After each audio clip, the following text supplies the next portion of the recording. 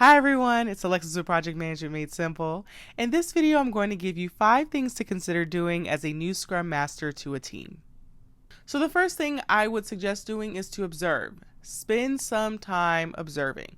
You're a Scrum Master, so you may be coming in the middle of a sprint, at the start of the sprint.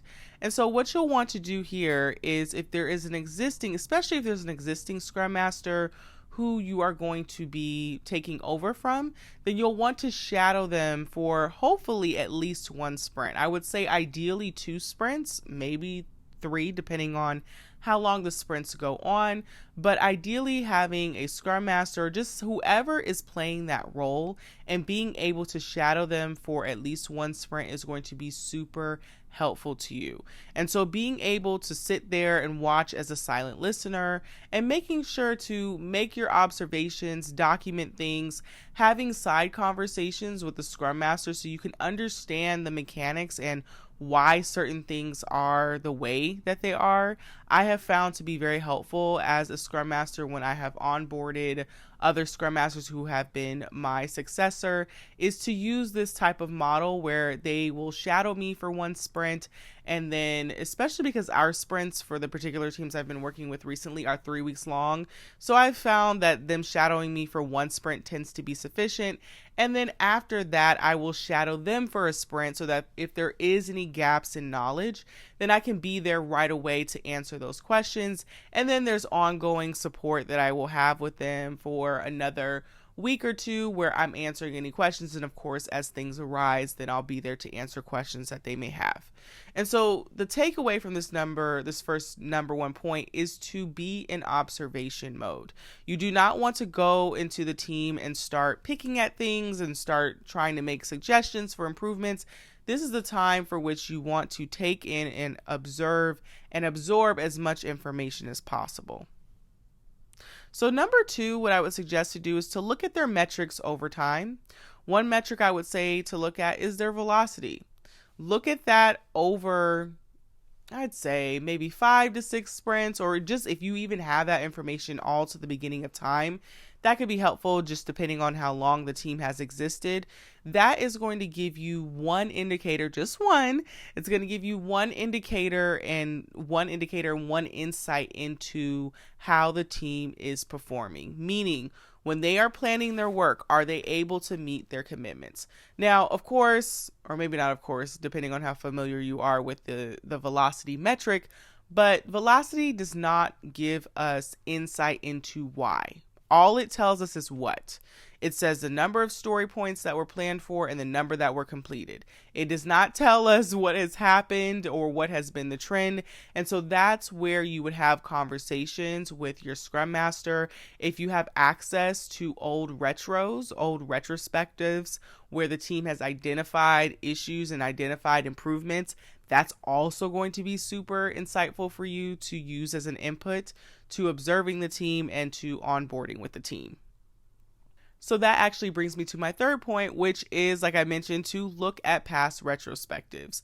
And so if you have an opportunity to do this, what this is going to do is it kind of gives you the cheat sheet into what the team has thought about their process so far. I'm a believer that change that is going to be effective is best when team members are able to identify this change themselves.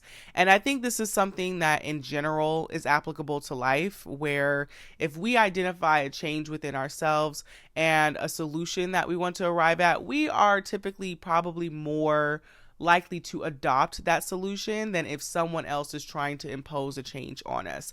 It doesn't mean that we won't be open to change, but that's just my personal belief that the more that you can as a Scrum Master guide the team towards seeing potential changes versus just giving it to them, then the more effective that you will see that you will be, and also that the team will be in adopting those changes.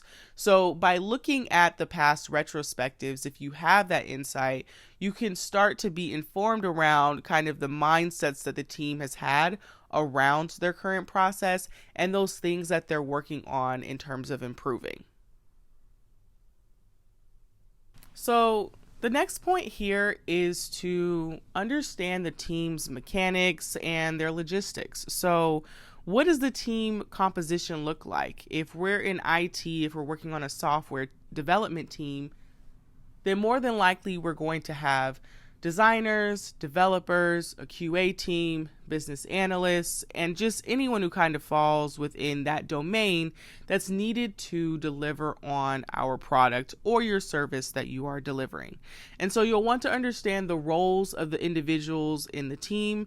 You'll also want to understand who is your product owner. What is the role of the product owner on the team? Now, you should know, if your role is the Scrum Master, you should know what their role looks like, but how does that actually play out? There are some cases where someone is named as a product owner and they don't really fulfill the duties, whether it's they're too busy or they don't know what a product owner does, or they have someone else in the room who's a lot more vocal. So having that understanding of what everyone's role is and how they contribute to the team is going to be very helpful to you. And also being able to identify if there are gaps in the team. So sometimes you have it where teams will call themselves an Agile team or a Scrum team, and they don't have one of the key components to make themselves an Agile team, which is to be cross-functional.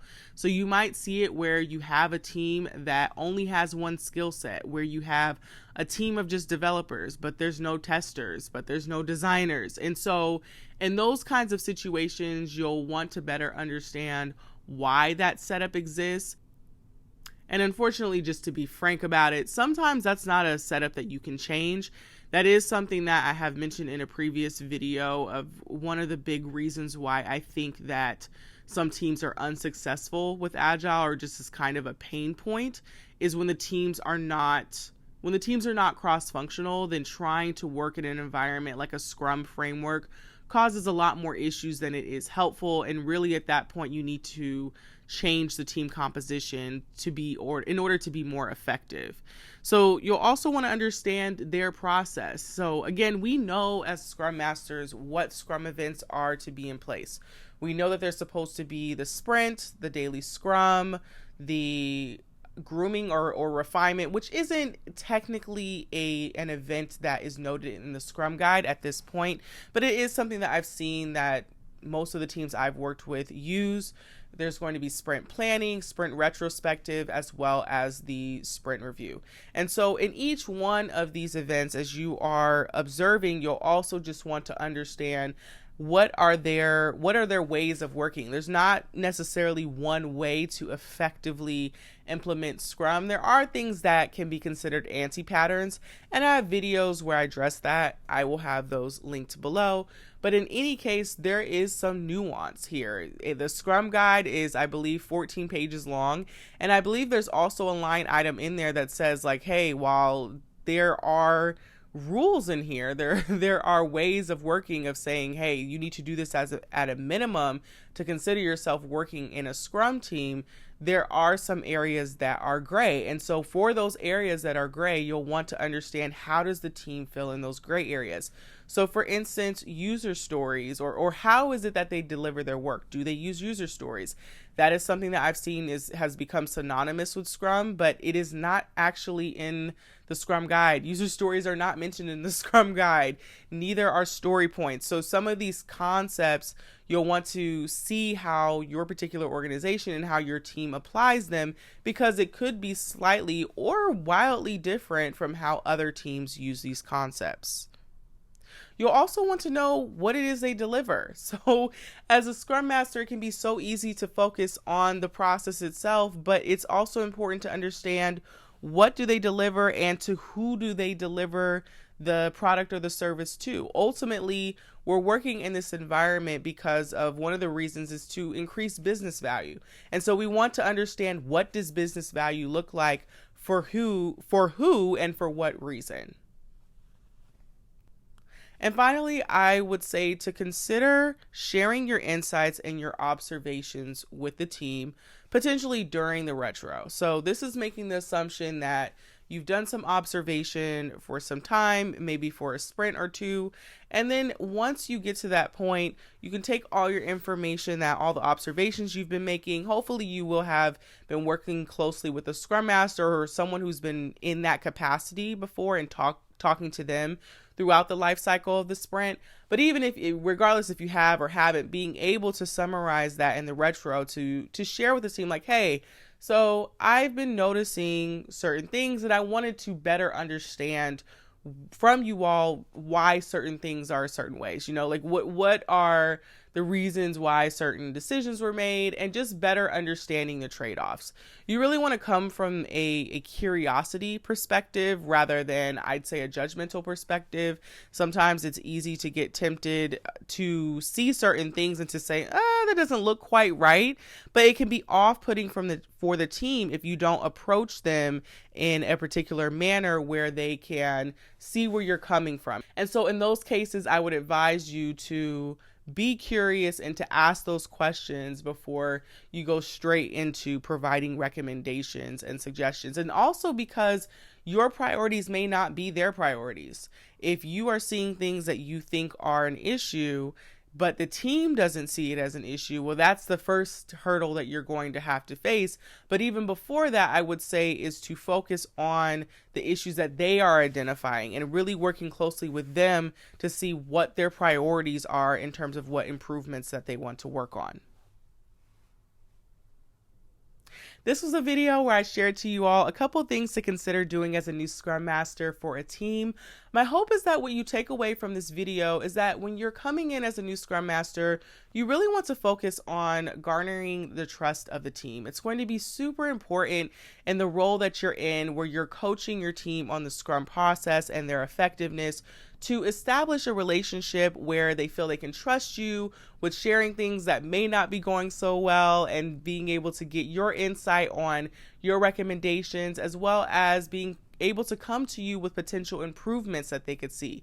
That is something that can be quite delicate depending on the environment that you're in, where it comes back to this whole psychological safety aspect. So if you can be someone who comes in and displays that by observing, by being willing to be curious rather than judgmental, then you're really going to set yourself up for success as being the team's Scrum Master.